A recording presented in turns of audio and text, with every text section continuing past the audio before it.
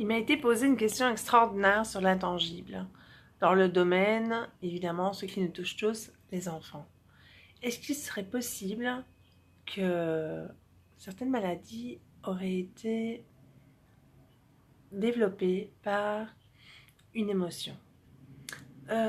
C'est assez complexe parce qu'aujourd'hui, à l'heure actuelle, mes chers amis, nous ne connaissons pas comment vraiment fonctionne le cerveau. Pour l'instant, à l'hôpital, la médecine nous aide à survivre à travers plein d'algorithmes compliqués. Vous trouvez que l'informatique est compliquée? Mais imaginez-vous l'humain, la terre, la vie, les maladies multiples, sans oublier la diversification de l'ADN que nous avons.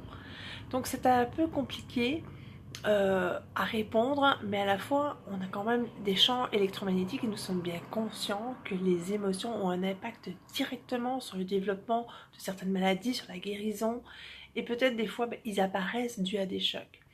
Là, on a affaire à des bébés. Alors, comme disait la maman, écoute, c'est des bébés, ils n'ont pas d'émotions. Bon, alors c'est là où moi je vais arriver avec un monde de l'intangible, où je vais parler que nous vivons entre 20 et 40 000 jours plus ou moins, là, faites le compte. Donc nous avons une vie bioélectronique de pensée, de conscience euh, et d'intelligence qui ne peut que projeter dans notre intelligence peu d'informations par rapport à la réalité énorme de notre développement. Donc les gens vont arriver, oh, elle va arriver avec la réincarnation, je vais arriver avec simplement l'énergie, d'accord, qui suit une évolution à travers l'humain, d'accord, depuis un certain temps avec des mémoires. Les mémoires du corps, on les connaît au niveau cellulaire, quand il y a eu un choc, il y a une mémoire du corps.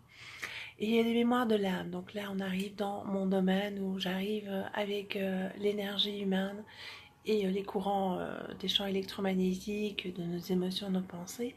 Et il est bien probable aussi, comme il n'y a pas de détecteur pour savoir à la naissance, oh mon bébé, est-ce qu'il était correct par rapport à ses vies passées, à ses charges d'énergie passées.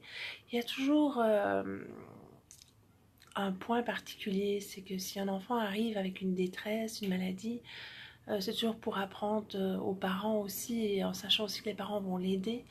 Il y a tellement de possibilités, de dimensions dans ces cas particuliers qu'il est vraiment judicieux de faire attention à ce qu'on dit parce que les possibilités sont multiples et très grandes, comme je vous l'ai dit, dû à toutes les facteurs que j'ai nommées auparavant.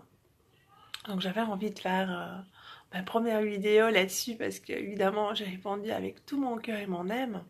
Il ne faut pas rester cloîtré, attention, rester cloîtré sur des idées. Faut pas non plus se laver la tête avec des conneries que nous absorbons énergétiquement par rapport à une thèse qui nous fait du bien, parce qu'à un moment donné, la thèse et notre bien-être par rapport à la thèse, le bien-être émotionnel de la thèse va durer un certain temps, et puis nous allons vouloir retrouver une autre solution, une autre thèse. Donc nous sommes vraiment en activité électronique très intense dans nos recherches à chacun. Il est vraiment intéressant que nous continuions parce qu'il y a plein de mystères à travers nos perceptions sensorielles en fait et à travers nos courants. Mais je vous en reparlerai parce que je vais faire une succession de vidéos vraiment cool, accrochez-vous, hein. Des vidéos qui m'ont porté sur mon... Je vais reprendre mon premier livre, hein. Je suis en train d'écrire le deuxième, mais je vais prendre le premier livre et je vais vous faire découvrir toute cette vie énergétique de l'intangible, de la bioélectricité, de l'électromagnétique. Vous allez dire, oh, mais elle raconte plein de mots compliqués. Mais non, vous allez voir, c'est pas compliqué, hein.